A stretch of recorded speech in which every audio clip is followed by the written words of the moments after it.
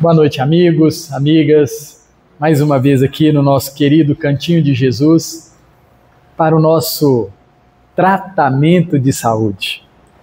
E hoje o nosso tratamento vai tratar de generosidade. Ó, generosidade é um prazer da alma? Já pensaram nisso?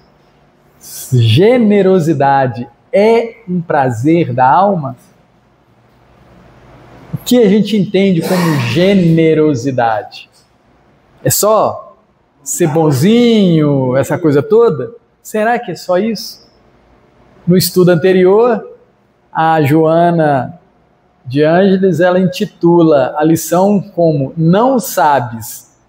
E eu tenho percebido isso, não sei. Por mais que a gente leia, por mais que a gente goste, a gente ainda tem que ter essa percepção. Tem muito para aprender. A gente sabe muita coisa, mas frente ao que ainda temos para aprender, é muito pouquinho. E iremos aprender tudo. Nós não podemos esquecer isso também. Cada dia é uma oportunidade de aprender um pouquinho. E é isso que nós estamos fazendo aqui hoje. Aprendendo um pouquinho para que possamos melhorar os nossos prazeres. É isso? Para a gente ser mais alegre, operar com mais tranquilidade, mais assertividade no nosso dia a dia. Se tivesse me lembrado do primeiro 19 dias, eu sabia que sábado. Eu falei à vontade. Isso. Então vamos lá. Os prazeres da alma. Obrigado ao nosso querido Francisco do Espírito Santo Neto, ditado pelo Hamed. Finalzinho do livro, é a penúltima lição. Nós vamos na generosidade 2. E o Hamed começa falando assim: a generosidade tem como síntese perfeita ou fator fundamental a ação dignificadora, ação de dignidade, que propõe ajuda ao próximo, validando acima de tudo sua realidade pessoal. A generosidade, ela impulsiona a dignidade do outro, acima de tudo, na sua realidade pessoal. Porque muitas das vezes a gente quer ajudar tanto que a gente interfere demais. Isso é interessante, né? Tem que ter limite ou quantidade de ajuda. A gente não pode dar tudo. Temos que ter esse cuidado com a generosidade.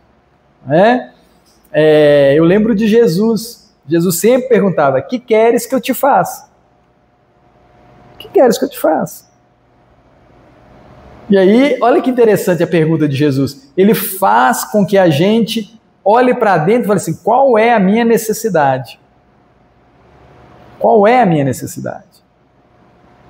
E aí a gente olha para a gente e vai ter que descobrir o que nos falta. E muitas das vezes a gente pede coisas que já temos em nós. Amor, já temos. Bondade, já temos. Misericórdia, já temos. Bondade, já temos. Generosidade, já temos. Mas ainda precisando ser desenvolvida. Porque é uma grande virtude. A gente sempre conversa pensando nessa situação. Nós não mais fazemos um monte de coisa que 20 anos atrás fazíamos, 30 anos fazíamos, 100 anos fazíamos. Hoje nós estamos numa condição muito boa. Muito boa. Graças ao nosso esforço. Para chegar aqui, nos esforçamos muito e sim, recebemos a ajuda de muitos companheiros, muitas companheiras. A generosidade deles e a grande generosidade que é a de Deus, nosso Pai. A gente percebe isso, amigos, que todo dia a gente recebe a generosidade divina? Você percebe isso? O tempo todo estou recebendo as graças, as dádivas divinas. Fruto do quê? Da generosidade divina. E aí tem hora que, isso é muito interessante, que tem hora que a gente vira e fala assim, eu não mereço o que eu tenho. A gente não pensa assim? Eu não mereço. Independente da situação que a gente está, a gente fala assim, nossa, mas Deus é bom demais comigo. É a generosidade paterna, divina, que independente da nossa condição mental, física, social, psíquica, Ele dá, Ele auxilia. Mas nós precisamos ter um olhar mais psicológico para a gente não fazer além da conta. Eu acho que no universo o único que é realmente farturento é Deus. Dá tudo em excesso, né? Ele dá tudo em excesso. E a gente precisa aprender a utilizar o que a gente tem. Sim, Júlio? Ao olhar, se fosse pediátrico, seria mais. Porque a gente vive um olhar psicológico, por exemplo, talvez não saiba ninguém pesado. Já um olhar pediátrico, a coisa não pode, é pequeno, entendeu? Não seria mais.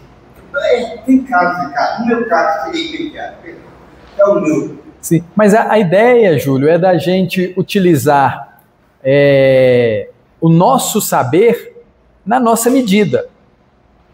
Na nossa medida. O Júlio vai trabalhar dentro do que ele sabe. O Telmo dentro do que ele sabe, o Elcio dentro do que ele sabe, a Cristina dentro do que ele sabe, cada um dentro do que você sabe, que dá conta.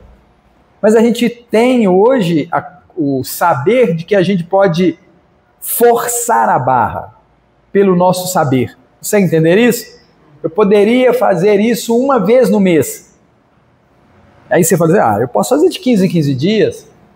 Aí daí a pouco você vira e fala assim, eu posso fazer toda semana.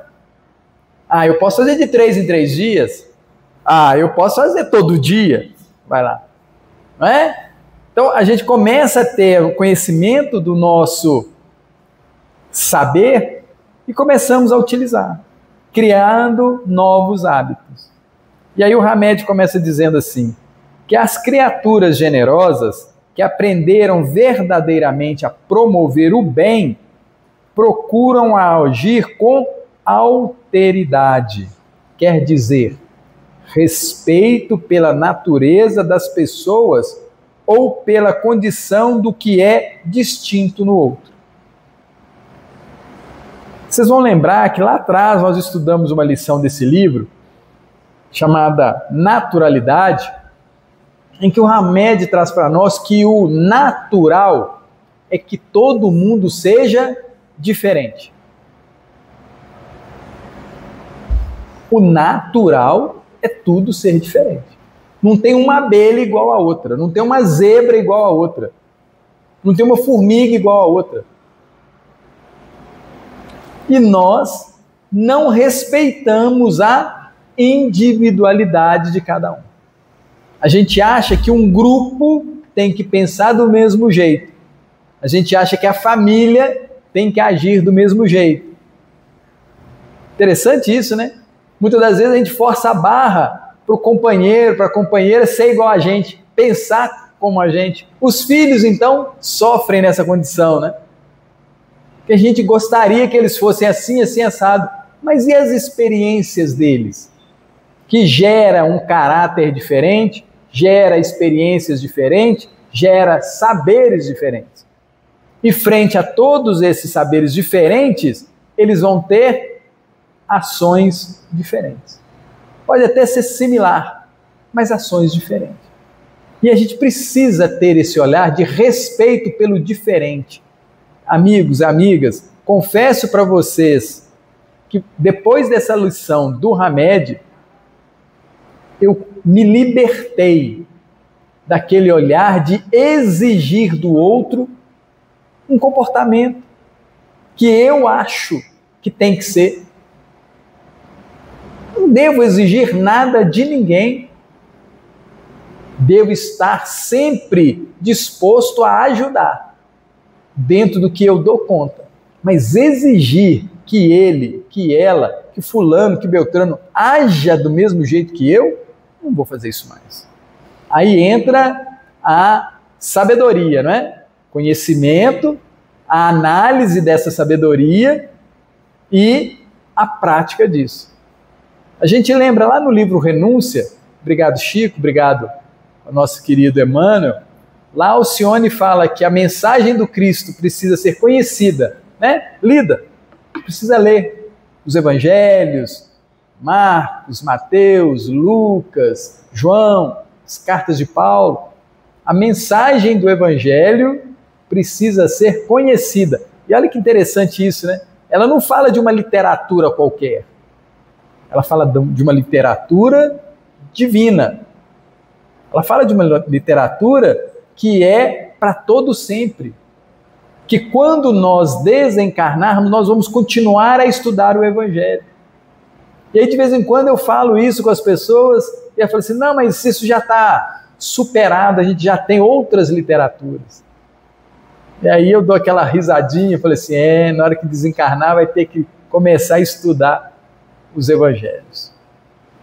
E aí ela fala que precisa ser conhecida a mensagem, conhecida, né? Depois ela precisa ser meditada. Então nós estamos estudando generosidade. Nós vamos conhecer o texto. Depois nós vamos meditar. Será que isso funciona? Será que é assim mesmo? Será que dá certo? Será que não dá? Como é que é isso? E a gente vai olhar a nossa vida e a vida das outras pessoas. Depois que eu conheci a lição, depois que eu meditei sobre a lição, eu preciso senti-la. Interessante isso, né? Da cabeça escorrer para o sentimento. Eu preciso sentir. É bom ser generoso? É bom para mim? É bom para Deus? É bom para aqueles que estão comigo? Sentir.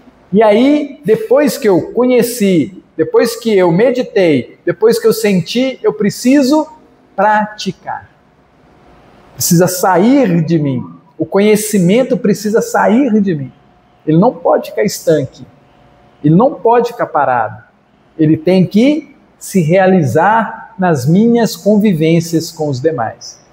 Então ele fala aqui, o Hamed, dessa importância do respeito pela natureza das pessoas ou pela condição do que é distinto no outro.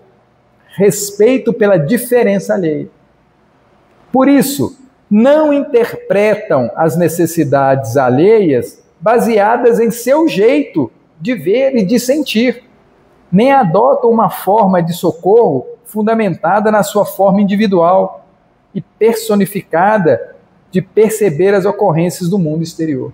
Então, o generoso, ele não tem esse olhar. Aquele que é generoso, ele não exige que o outro haja do jeito que ele agiria. Ele agiria. Aí é interessante isso, né? Porque me vem à mente aqui agora que aquele que é generoso, ele nem sugere uma forma de agir para o outro. O generoso nem dá dica. Eu, se fosse você, faria assim. Não é assim que a gente costuma fazer? O generoso nem isso faz. Mas, fulano, como é que você gostaria de fazer? Aí vai, eu acho assim, assim, assim. Então vamos fazer junto. Se aquilo for uma ação positiva, serei generoso naquela ação. Se aquela ação não for positiva, aí eu vou sou fulano. Deixa eu te contar uma coisa. Eu não me sinto confortável de agir dessa forma. Sem sugerir o meu jeito. Só vou pontuar que falou, olha, eu não acho que essa forma de agir, de interpretar, seja agradável. Aí se ele perguntar, né? É assim? Como você agiria? Aí você, nesse caso, coloca a sua forma. Lembrando sempre da instrução de Jesus. Lembrando sempre da instrução de Jesus. E aí ele continua dizendo: os generosos são todos aqueles que, quando beneficiam alguém, não subvertem conflitos ou adversidade, nem tentam decifrar através de hipóteses as aspirações e desejos das pessoas, mas as distinguem e as observam, não as generalizando. Quer dizer, não deixam que o acervo de suas experiências de vida, o meu passado, o meu jeito de ser, passe a ser a verdade que comanda as coisas básicas ou fundamentais dos indivíduos que pretendemos auxiliar. Desafiador isso, não é? Você quer ajudar o outro, mas tem que ser do jeito dele, sem nos impor. Eu sei aqui na minha cabeça está tendo uma turbulência. Como é que a gente faz isso? Consegue entender a pergunta? Como? Porque a gente tem hábitos velhos, antigos, dessa ação. A gente foi criado, foi conduzido, foi educado, sempre assim, sempre alguém pontuou como é que a gente tinha que fazer. E agora a situação está muito diferente. A proposta é muito diferente. E o Hamed continua dizendo: é difícil conceber que uma criatura esteja completamente errada no tocante a qualquer situação complexa. Olha só que desafio. É difícil conceber que uma criatura esteja completamente errada no tocante a qualquer situação complexa. Por que que é difícil a gente ter esse bom olhar? Por que que é difícil ter esse bom olhar? Porque a gente desconsidera as vivências do outro. A gente desconsidera a vivência do outro. Milenar, né? Nós, da ciência espírita, milênios e milênios fazendo aquela mesma coisa. E chega um momento aqui que a gente quer que ela haja do nosso jeito. Ele continua dizendo que cada um de nós tem uma parcela da verdade a partilhar ou ensinar. Nossa visão do mundo é só nossa. Ninguém pode normalizá-la para nós. Isso é muito curioso, porque muitas das vezes a gente fica querendo o aval do outro para as nossas ações. Como é que fulano vai pensar se eu agir assim ou se eu agir assado? Por que dessa preocupação com o entendimento ou a fala do outro? Aqui nós estamos falando muito para nós que estamos um pouquinho mais lúcidos. Um pouquinho mais lúcidos. Que queremos sim muito auxiliar, ajudar e ser generoso. Queremos muito. Mas não podemos violentar o jeito de ser do outro. O generoso, ele respeita as decisões do outro. Respeita. E sabe dizer: eu não vou partilhar isso.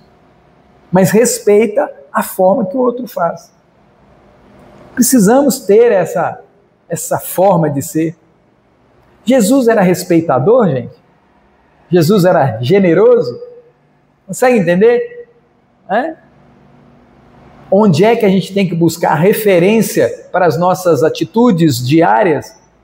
Não é no papai, não é na mamãe, não é no vovô, na vovó, no esposo, na esposa. Não.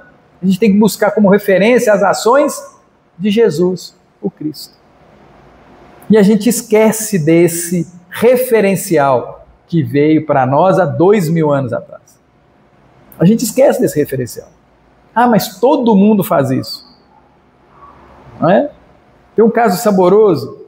Eu lembro que um amigo tinha uma chácara num lugar mais afastado e até a chácara dele tinha luz. Dali para frente não tinha. E aí pediram na CEMIG Luz, não veio. Aí os moradores fizeram um gato. Né? Fizeram um gato, ligaram a luz, porque não ia ficar no escuro, aquela coisa toda, não tinha condição de pagar para pôr o poste, né? Antigamente tinha isso, né? Você ia lá e pagava o poste, cotizava e tudo. Não tinha essa condição. E aí o pessoal estava usando o gato, ligando direto na rede. Aí um certo dia ele chegou lá, ele não morava no sítio, mas usava o sítio. E virou e falou assim: quer saber de uma coisa? Eu vou desligar minha luz e vou ligar no gato. Todo mundo aqui está usando o gato, eu também vou fazer isso. E aí ele comentou isso com o filho dele. E o filho dele virou e falou assim: ô pai, deixa eu te contar uma coisa. O senhor me ensinou tanta coisa boa, agora o senhor com 80 anos vai furtar energia? O senhor está tão sem dinheiro assim, eu pago a conta para o senhor, mas não corta, não passa a fazer isso não. Eu falei: não, mas você é bobo demais, todo mundo faz. Não é assim? Todo mundo faz. Aí ele virou e falou assim: ô pai, deixa eu te falar uma coisa. O senhor me ensinou com tanto carinho sobre a Bíblia, sobre Jesus. O senhor ainda lê? Leio. Então o senhor não deve fazer isso. Pelo que o senhor me ensinou. Eu pago a conta para o senhor, coloco no débito automático na minha, mas não vamos dar esse passo. Eu conto essa historinha para a gente ter uma percepção do que é comum, mas não é correto. E a gente precisa ter muita atenção para isso. Não é? Uma coisa que acontece muito, você está numa empresa e aí você leva uma caneta para casa da empresa. Você leva um clips para casa. E aí um leva, o outro também leva. Aí no outro dia você torna a levar de novo. Assim, coisas pequenas, né? Mas será que eu estou realizando o que é correto? Ah, não, mas o que tem? Todo mundo faz. Todo mundo, o cafezinho é 15 minutos, todo mundo faz 25, 30. Assim? Consegue entender essas ações que a gente ainda normatiza, mas não são corretas? A gente entra para um trabalho e a gente está lá no contrato, falou: olha, você vai trabalhar 8 horas por dia, seu salário vai ser tão. E aí, daí um tempo, a gente começa a trabalhar menos, fica ali, não enrola, né, distraidamente, e a gente começa a reclamar do salário. A gente começa a reclamar do salário. Mas na hora que entrou naquela empresa, você sabia o salário, você sabia o horário, a gente concorda com aquilo. Aí depois a gente começa a reclamar daquilo. Consegue entender como é que a gente tem que...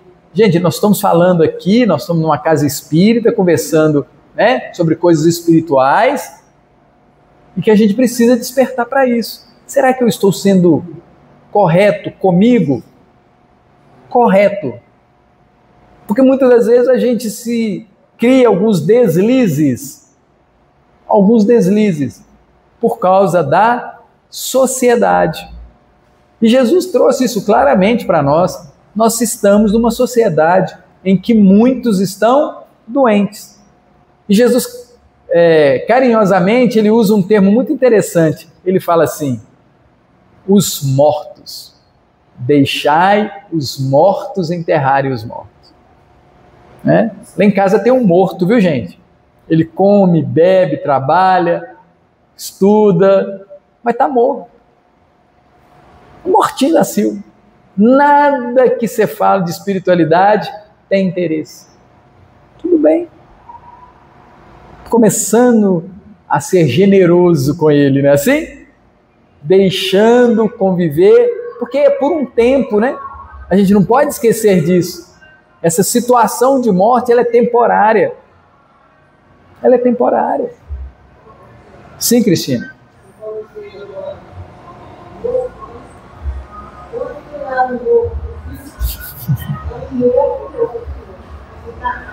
Sim.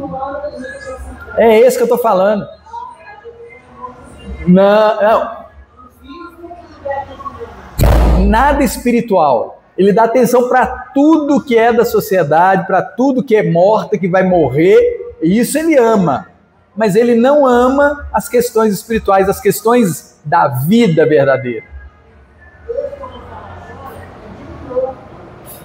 Nasceu junto com a casa, encarnou com a casa, familiar, e mora.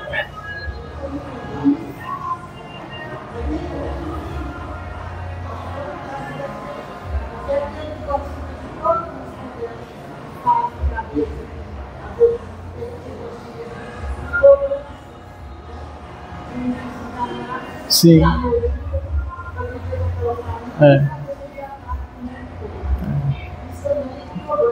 Esse também é um...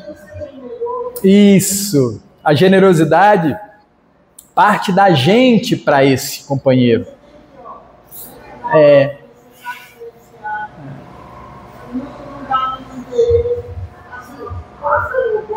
Sim. Menos ele, né?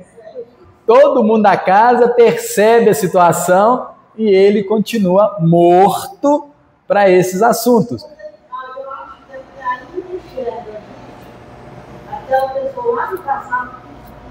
Isso.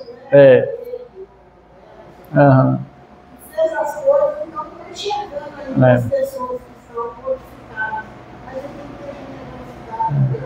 Sim. Cristina, isso é muito Isso é muito interessante porque a família normalmente não se atualiza com relação aos nossos comportamentos. Eles não se atualizam, eles acham que o Theo é o mesmo de 1 ano atrás, de 10 anos atrás, de 20 anos atrás. Eles não se atualizam com as nossas ações.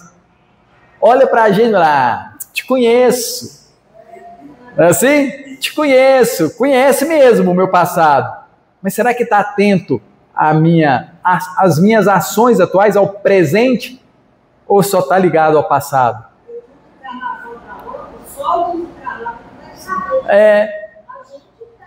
Sim. Não, a gente olha pra gente, amigos. Nós olhamos pra gente. Quantos meses atrás a gente já tinha comportamentos assim terríveis? Hoje a gente já está melhor, meses. E aí a turma da família acha que a gente continua com a mesma operacionalidade. 1 ano atrás. Hã? Quando eu era menino. Sim. Como menino. Agora eu sou adulto. Preciso. Tem que agir em outro. Tem que medo de se perceber. Outrora eu tomava mingau, né? Hoje já não mais. Isso, quando a gente olha o outro vendo a gente assim, a gente precisa ficar feliz, muito feliz. É mesmo, eu era assim. Hoje eu não quero mais ser assim. Não é assim? Aquela análise da pessoa, mesmo aquela foto que a gente via, né? Lá de trás, você fala assim, eu era assim, hoje eu já não sou mais assim. Se percebe. Isso.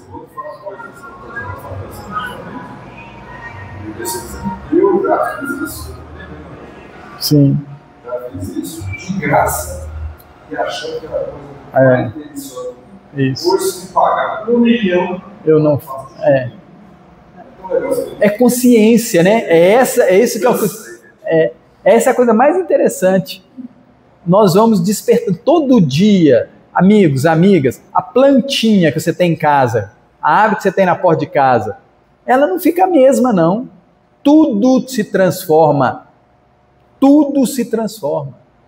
E a gente precisa ver nós nos transformando e o outro também. Porque o outro, mesmo naquele passo de tartaruga, ele também está mudando. E aí, por que vem na nossa família aquele que está morto? Para aprender com a gente. Nós somos uma referência para ele. Ele vai despertar para isso. Pelo incômodo. pelo incômodo. Ele vai, assim, nossa, mas fulano está andando tão fácil, por que eu estou tão agarrado?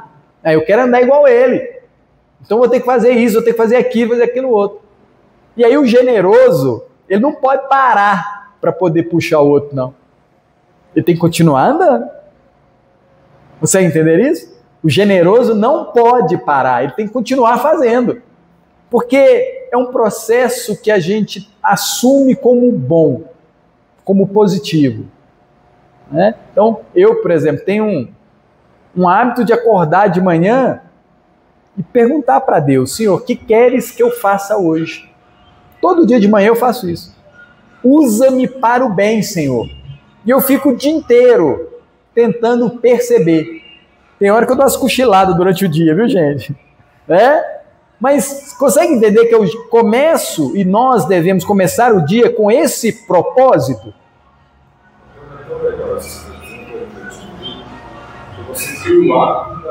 Sim.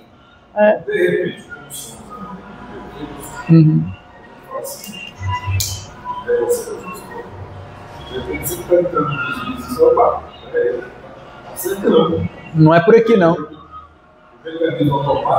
Sim, avisa. Sim. Não, você não. Eu ando de moto, né? Todo mundo sabe disso, né? E aí eu saí de casa, eu pego ali Amazonas, aí passa pelo Barroca ali, né? E aquele trecho ali, a pista é mais estreitinha, então a faixa de moto fica muito estreita. Então a gente tem uma dificuldade de passar ali. Aí outro dia, aquela dificuldade, né? Faz assim, vira a moto para lá, né? Para passar no retrovisor, aquela coisa toda. Aí uma vozinha virou para mim e falou assim: chuta o retrovisor. Escutei claramente na minha: chuta o retrovisor. Chuta o retrovisor. Eu passei por um próximo. Chuta o retrovisor. Passei pelo outro. Lá em São Paulo é assim, eles chutaram tanto retrovisor que agora tem um corredor, ninguém mexe. Não, isso eu escutei. Gente, isso eu escutei. Eu escutei isso. Esse pensamento era meu? Era meu esse pensamento? Não era meu. Mas por quê? O pulo do gato é o porquê que eu escutei essa vozinha. Vocês sabem por quê? Sabe? Porque eu fiquei insatisfeito. Quando eu fiquei insatisfeito com aquele carro, eu convidei a turma, eu abri campo, eu me associei a esse tipo de pensamento. Você entender que eles estavam perambulando por ali. Estavam lá. Você me chamou? Na hora que eu pensei, né, poxa, mas não é possível, vou atrasar, né? Pô, esse carro podia tanto assim. Esse momento foi que eu chamei. Então, vigiar e orar é desse jeito. Oi, Cristian? Não. Pois é, não. E aí o de trás faz o mesmo, que faz o mesmo. Aí, sabe quando você começa todo o movimento? Desencadeia. Então, a gente precisa estar muito atento a essas vozes. Eu acho isso muito interessante, que a gente precisa separar o que é pensamento nosso e o que é influência. A gente precisa ter essa atenção. E isso só funciona quando eu estou atento, vigiando e orando. E aí, passei, chegou lá embaixo, aí Pai nosso que estais no céu, santificado seja o vosso nome. Para aqueles companheiros, para aqueles outros pilotos que estavam vindo ali, que podiam cair nessa pegadinha, porque eles estavam lá esperando alguém que tivesse essa atitude e concordasse. É mesmo, vou chutar isso aqui porque isso vai resolver. Isso, gente, foi tão interessante que agora toda vez que eu passo lá, eu tenho que fazer um Pai Nosso para a turma que fica por ali. Eu faço, que eu sei que estão ali, porque é um lugar mais difícil de passar. Então a gente precisa, aí, olha como é que é interessante, gente, eu não sou exemplo não, mas eu conto esses casos porque é saboroso, a vitória, a nossa vitória, é gostoso, poxa, outrora eu ia chutar mesmo, eu ia criar, eu ia buzinar, ia xingar, ia falar aquele nome, hoje não.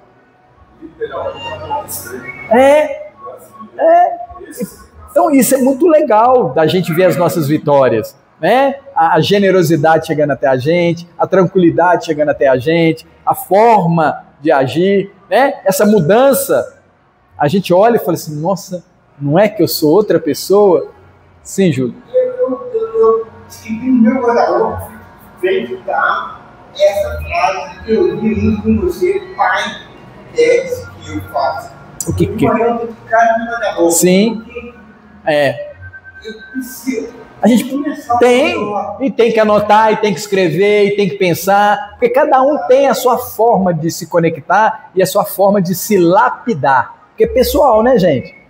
É pessoal. Cada um tem a sua forma de trabalhar isso, a sua dificuldade. Então isso é muito interessante a gente trabalhar, né? Aí ele continua dizendo assim, é difícil conceber que uma criatura esteja completamente errada no tocante a qualquer situação complexa. Cada um de nós tem uma parcela da verdade a partilhar ou ensinar. Nossa visão de mundo é só nossa. Ninguém pode normalizá-la para nós. Olha que interessante isso, né? Você olha e percebe uma pessoa fazendo uma coisa equivocadamente. A gente não percebe isso? Quem é que está bem nessa situação? Nós. Consegue entender isso? Se eu percebo alguém fazendo alguma coisa não boa e eu não faço, parabéns para quem? Eu já conheço. Isso, e já venci. A parte boa é essa, né? Eu fumava 3 maços. Hoje, algumas guimbas, não é assim? Isso é vitória, viu, gente? Isso é vitória. Eu bebia tanto, todo dia eu tenho que beber para fazer isso. Hoje já não faz mais parte do meu dia a dia. Vitória. Eu não pensando nessa hora, você teria congelado. Pois é. Isso é vitória. Vitória. Não é? Então a gente precisa olhar para a gente, e ter uma generosidade conosco. Por que a gente faz isso atualmente? Porque a gente busca em primeiro lugar o reino de Deus. Vocês conseguem entender esse movimento? A gente quer ter um futuro cheio de glória. Cheia de glória. E aí a gente percebe, né? Voltando a Jesus, neste mundo tereis aflições. Verdade, tereis sim, mas tem de bom ânimo para vencê-la. A gente precisa ter alegria. Poxa, eu tomava 3, agora só tomo 1. Eu fazia isso, agora só fazia. Era uma aflição que eu estou vencendo, está diminuindo e está sendo bom para mim. Não é? Isso é bom, né, gente? Eu adoro essa filosofia nossa. Né? Aí ele continua dizendo, quanto mais percebemos nossas generalizações, mais aptos ficaremos para auxiliar nas dores alheias. Pois, ampliando nossa consciência, compreenderemos melhor o próprio reino interior, bem como o dos outros. Olha que interessante isso. Ampliando nossa consciência, compreenderemos melhor o próprio reino interior, bem como os dos outros. Então eu olho para o outro, se ele gosta de tomar cerveja, bacana. Ele gosta de fumar, bacana. Ele está nesse patamar, eu não. Tem uma lição no livro, acho que é Agenda Cristã, se não me falha a memória, ela é intitulada Sinais. Obrigado, Chico, obrigado o André Luiz, né? Aí o André Luiz fala assim, que é muito fácil a gente conhecer as pessoas. É muito fácil. Vocês concordam com isso, gente? É fácil conhecer as pessoas? Não, né? Mas ele dá uma dica que eu não tinha percebido. Sabe como é que você conhece a pessoa? Escutando ela. Porque a pessoa o tempo todo dá sinais de como ela é. Aquela pessoa que fala de comida, o que está dentro da cabeça dela? Consegue entender? Que ela dá o sinal? Olha que legal isso, gente. Beltrano que só fala de futebol. Onde é que está o mundo dele?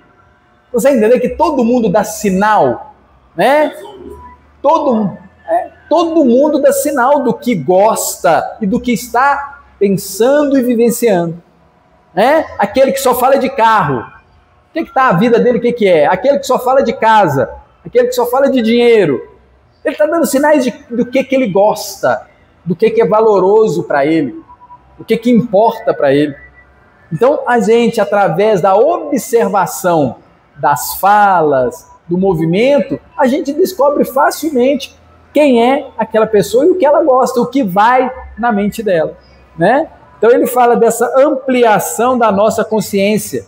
Compreenderemos melhor o próprio reino interior, bem como os dos outros. Quase sempre a generalização nos impede de fazer uma análise mais acurada daquilo que nos rodeia e de considerar os fatos como realmente aconteceram.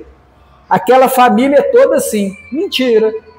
Aquele povo que mora naquele bairro é tudo assim. Aquele pessoal daquele país é todo assim. A gente não tem esse hábito de generalizar as coisas? Todo mundo que tem isso é assim, todo mundo que não tem isso é assim. Não, não tem nada disso. Cada um tem a sua individualidade, a gente precisa respeitar isso. Gente, isso é tão gostoso que o nosso olhar para o outro muda. Muda. Que aí a gente começa a se interessar pela individualidade do outro. Como é que é você mesmo, Júlio? Como é que é você, Cristina? Como é que é você, Elcio? Consegue entender? Que aí a gente quer saber da pessoa. Ah, não, mas isso é o povo do cantinho de Jesus, não é assim? Não, não é assim não. Cada um é de um jeito. Ao povo da igreja. Não, cada um é cada um. Isso é muito gostoso da gente começar a trabalhar na gente. O respeito pelo outro, né? Aí ele fala assim, por exemplo, não, isso eu já falei, generalizar é deixar que nosso futuro fique contaminado pela sensação difícil do passado e dar continuidade a essa mesma emoção através da estrada do tempo. Então a família tal é assim. Então eu considero que no futuro ela também vai continuar assim. Olha como é que eu crucifixo, né? Eu crucifico todo mundo. Ó, fulano, família tal, ela vai só ter um caminho para ela. Passado vai ser a mesma no futuro. Não é assim. Tem mais jeito. Tem mais jeito, não. Como é que é? Pau que nasce torto, pau que nasce torto, morre torto. A gente não fala essas coisas? A gente fala essas coisas. E a gente precisa despertar para isso. As pessoas são individualidades. E a gente precisa ver cada um do jeitinho que ele é. Com a forma que ele é. Aprendendo com ele. Aí ele continua dizendo assim, que nenhuma criatura sobre a face da terra possui a compreensão de toda a verdade. Isso a gente já desconfia, né? Nenhuma criatura na face da terra possui a compreensão de toda a verdade. Às vezes, nos comportamos como se fôssemos os guardiões da verdade absoluta. Mas o fato é que cada um de nós tem apenas uma diminuta parte dela. Gente, olha que coisa curiosa. Eu sei muita coisa, mas não é o todo. Eu sei muita coisa, mas não é o todo. E aí, quando eu tenho essa percepção, eu começo a entender a situação da humildade. Porque a humildade é quando a gente se identifica. Eu sou assim. Fulano é assim, Jesus é assim, Deus é assim. Onde é que é o meu local? Ah, meu local é esse. Aí, quando eu percebo o meu local, aí eu fico tranquilo e humilde na minha situação. Reconhecer a situação que a gente está é identificar a humildade. Não é?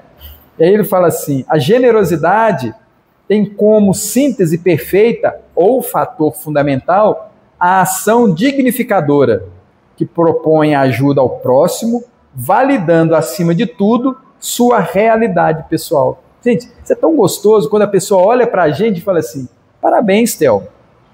Parabéns, fulano. E aí você olha e você diz: não, mas eu não fiz nada. Mas ele olha para mim e fala assim: você está indo bem. Persevera. E aí ele põe pilha, né? Entusiasma a gente naquilo que a gente está fazendo. E ele não tenta mudar o jeito que a gente está agindo. Ele só entusiasma.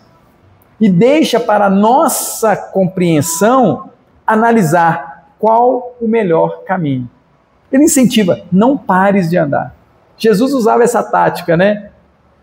Vá e não peques mais. O vá é sensacional. O vá é questão de movimento. Não pare de fazer o que você está fazendo. Está certo ou está errado? Mas vá, não pare. De preferência, faça as boas escolhas, né? De preferência, faça as boas escolhas. Mas independente disso, vá, caminhe, siga. Não pare. Gente, isso é fundamental na nossa vida. E o tropeço te empurra mais para frente, né? Você tropeça e dá uns 3, 4 passos para frente, né? Assim, até eu tropeçar, ajuda a gente. Mas é fundamental isso. A gente entender que nós estamos a caminho. A caminho. E sem o nosso movimento, nós não vamos chegar. E a gente precisa movimentar. Aí ele fala, né, o Hamed: a natureza do ser benevolente não julga nada, nem nomeia ninguém de normal ou anormal. Tá certo ou tá errado? O generoso não coloca um do lado de cá, o outro do lado de cá. Tá todo mundo certo. Porque cada um tem a sua individualidade. E o generoso, ele respeita essa caminhada do outro. Ele respeita. É desafiador isso, né?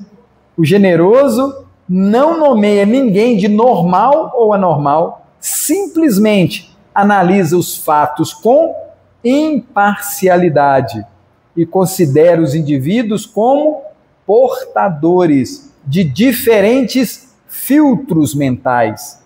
Ou melhor, admite que cada um percebe, seleciona, separa ou retém o que é para si é essencial ou desejado, segundo seu modelo de vida. Vocês sabiam que nós temos legislação própria? Sabiam disso? A gente tem leis que a gente cria para a gente. Todo mundo tem uma regra de viver. Todo mundo tem. A gente cria, para mim viver, para mim ter um dia, tem que ser assim, assim, assim, assado. Me chegar lá é assim, assim, assim. Aí você olha para o outro que é assim, assim, assado. A gente cria regras, leis para a gente. E no Livro dos Espíritos fala que as leis dos homens e as nossas, elas vão ter que um dia se igualar com as divinas. Então a gente começa a entender que a gente precisa mudar o nosso jeito de operar, de viver. De viver. E aí a gente volta naquela tese, né? Onde é que eu vou achar o meu referencial? Em Jesus. O referencial é Jesus. Então, como é que tem que ser o meu jeito de comer? Como Jesus comia. Como é que tem que ser o meu jeito de beber? Como Jesus bebia. Como é que tem que ser meu jeito de andar? Como Jesus andava. Como é que tem que ser meu jeito de pensar? Como Jesus pensava. Então, mas isso é impossível. Não é. Não, vamos tirar essa palavrinha do dicionário do espírita. Impossível, não é assim? Vamos tirar do nosso dicionário. Não tem nada impossível. Muito pelo contrário. Tem vitória depois do trabalho. Não é isso, gente? Quando eu alcanço alguma coisa, eu preciso pensar, eu preciso vencer isso, porque eu vou sair dessa situação vitorioso. A gente precisa ter esse movimento. A gente precisa saber, por isso que eu gosto do tratamento de saúde, né? Porque a gente começa a fazer toda uma mudança, um olhar diferente. para aquele velho Telmo da semana passada. Aquele já não cabe mais hoje. Vocês conseguem entender isso, gente? O meu modo operacional da semana passada já não cabe mais hoje. Não vai caber semana que vem. Isso é gostoso. A mudança é gostoso. Porque dá frutos, não é assim? Tudo que muda dá flor, dá fruto, dá alegria, dá paz. Eu lembro de um caso interessante, né? Uma companheira falando, né? Falou assim, se você quer ajudar fulano, a esposa, o esposo, os filhos, seja melhor. Já pensaram nisso? Se a gente quer ajudar o planeta a Deus, o que a gente precisa fazer? Ser melhor. A gente tem que ser melhor. Porque aí, eu sendo melhor, o companheiro, a companheira, o filho, todo mundo buscando ser melhor, a gente não acaba modificando toda uma sociedade? A gente não acaba mudando todo um sistema? No trabalho, onde seja que a gente estiver, se a gente busca o melhor, as pessoas nos identificam. Fácil, né? Fulano é diferente. Não é assim? Legal isso, né? Outro dia eu estava com um problema sério, que eu descobri que o pessoal não me chama mais para churrasco. Pararam de me chamar. Eu falei, poxa. Aí eu fiquei analisando essa cena. Olha, mas isso é bom. Isso é bom. É bom. Porque outrora me viam de um jeito. Eu servia naquela situação. Eu estava compatível com aquela situação, não é assim? Quando eles me convidavam, né, porque tinha similaridade ali. Tinha similaridade. A gente era do mesmo grupo. Aí o que aconteceu comigo? Apartei, né? Eles continuam lá, fazendo da mesma forma, churrasquinho, bebida, aquela coisa toda, e eu para cá. Eu falei assim, mas eu não posso ficar triste, não? Porque o primeiro movimento é de ficar triste por não ser convidado, né? Aí na hora que eu analisei, eu falei, opa, isso é bom. Isso é bom. Você vai entender que a gente precisa ter esse olhar consciente da cena? Isso é bom. E o interessante é que eles, quando tem alguma necessidade, eles viram para mim e falam assim, ô Telmo, coloca meu nome lá naquele caderninho do trem que você vai. Eu falei, viu como é que é bacana isso? A gente fazendo um movimento e a gente muitas das vezes esquece que está todo mundo nos observando. Vocês já prestaram atenção nisso? Está todo mundo de olho na gente? Os vizinhos então, né? Bate lá, só chega 3 horas da tarde. Hoje é que dia da semana? Hoje tá a hora, né? Hoje tá ideal. Todo mundo observa a gente. Materialmente e espiritualmente. Muito mais, né, gente?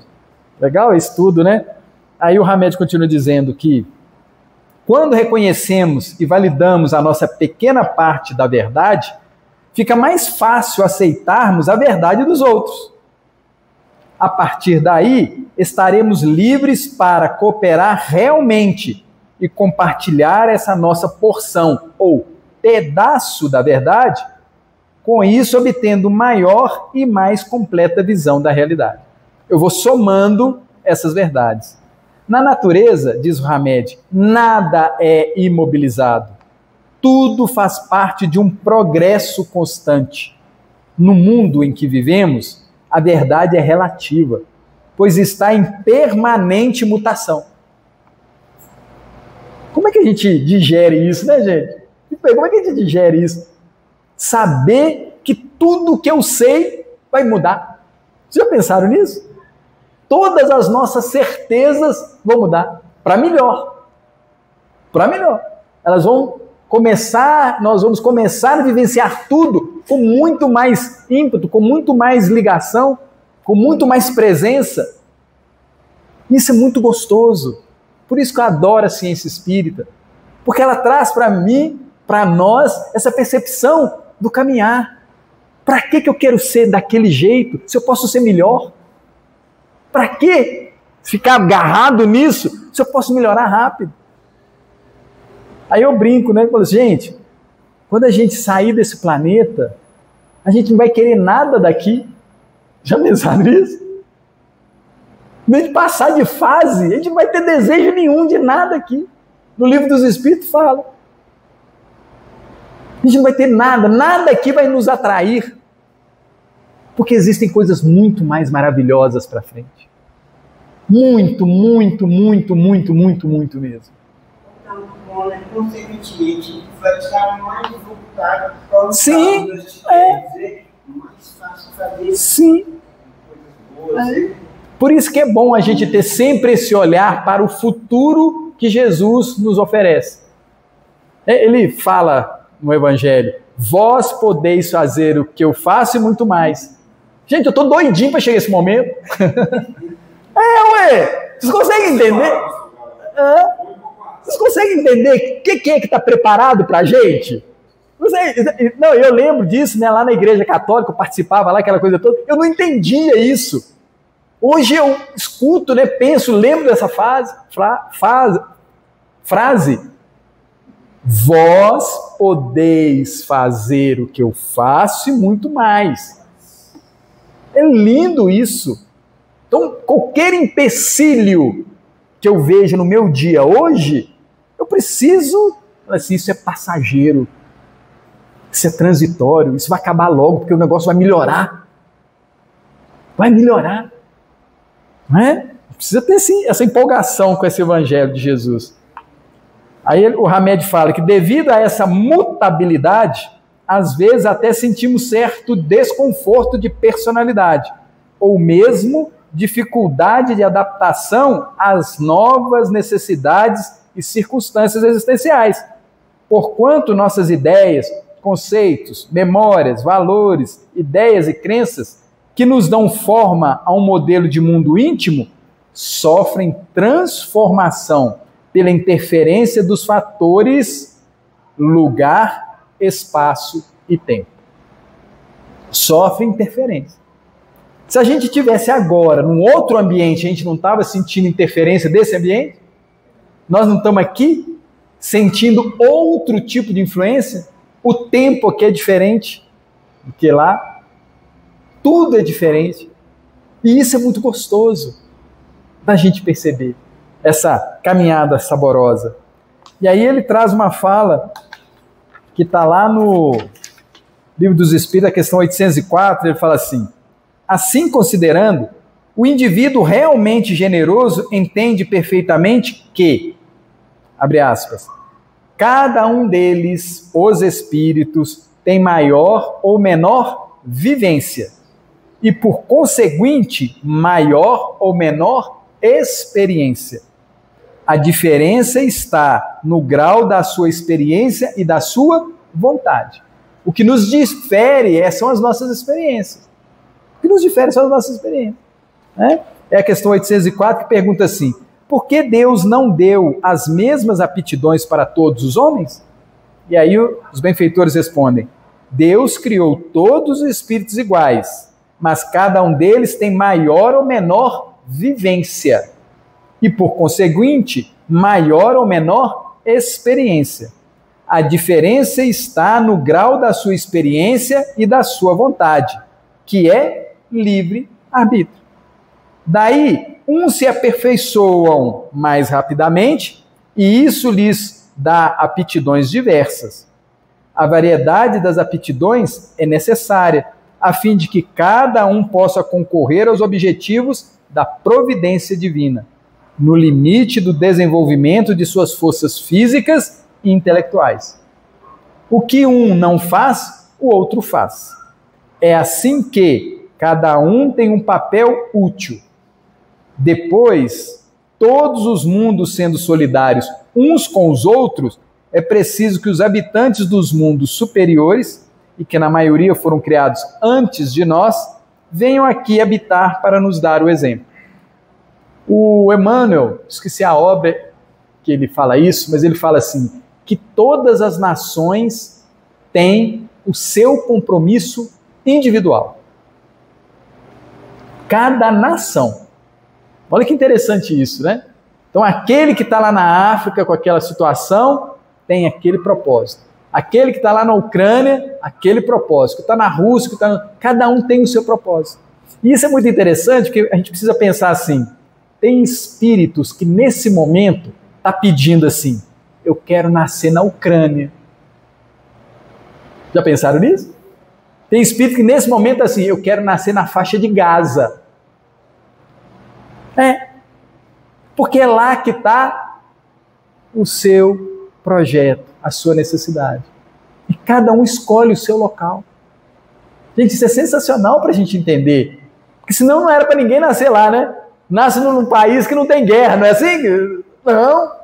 Mas cada um tem a sua necessidade com aquela família. Então eu falei, eu preciso nascer ali. Mas você tem certeza? A bomba está chovendo lá. Não, eu preciso nascer lá.